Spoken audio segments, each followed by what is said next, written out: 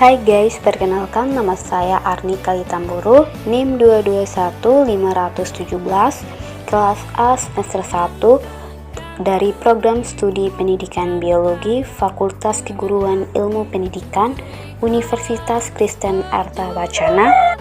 Pada kesempatan kali ini saya akan membahas tentang kedudukan dan fungsi bahasa Indonesia, yaitu pemahaman terhadap kedudukan dan fungsi bahasa Indonesia dapat menjadi dasar menumbuhkan jiwa nasionalisme kaum muda dan pelajar.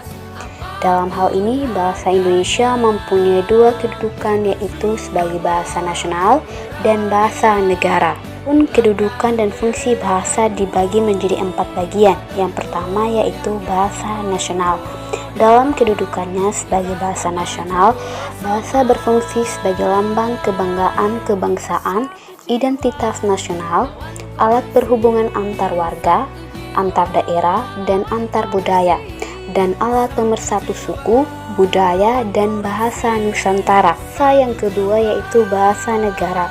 Dalam kedudukannya sebagai bahasa negara, bahasa Indonesia berfungsi sebagai bahasa resmi kenegaraan, bahasa pengantar pendidikan, alat berhubungan tingkat nasional, dan alat pengembangan kebudayaan, ilmu pengetahuan, dan teknologi. Dalam kedudukannya sebagai bahasa daerah berfungsi sebagai salah satu kekayaan bangsa, sebagai alat komunikasi bagi masyarakat pendukungnya.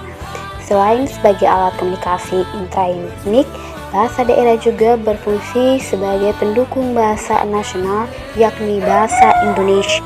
Dan bahasa yang terakhir yaitu bahasa asing. Dalam kedudukannya sebagai bahasa asing, berfungsi sebagai penunjang komunikasi internasional seperti diplomasi dan politik. Selain ini, juga menjadi pentransfer ilmu pengetahuan dan sumber pengayaan kosa kata bahasa Indonesia. Adapun bahasa baku. Bahasa baku adalah bentuk bahasa yang telah mengalami proses standarisasi, yaitu tahap menegakkan tata bahasa dan kamus normatif.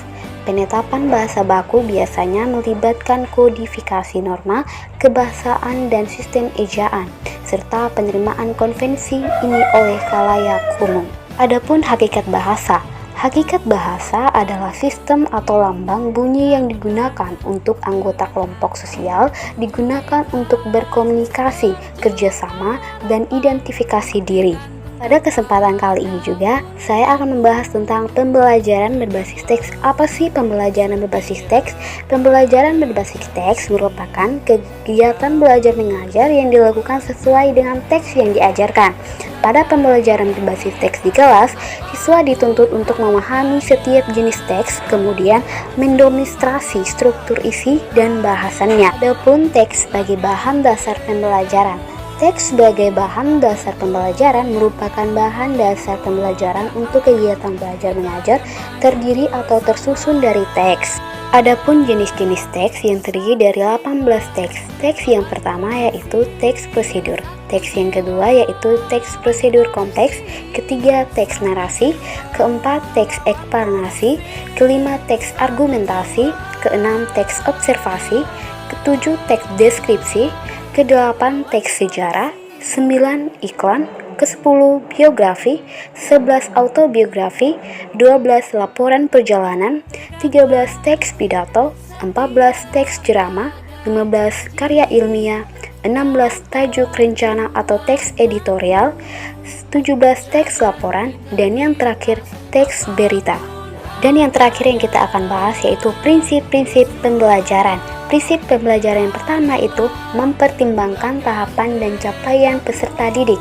Yang kedua, membangun kapasitas untuk menjadi pembelajar sepanjang hayat. Dan yang ketiga, mendukung perkembangan kompetensi dan karakter peserta didik. Dan keempat, menerapkan pembelajaran yang relevan. Dan yang terakhir, berorientasi pada. Sekian dari saya mengenai kedudukan dan fungsi bahasa Indonesia, dan terima kasih.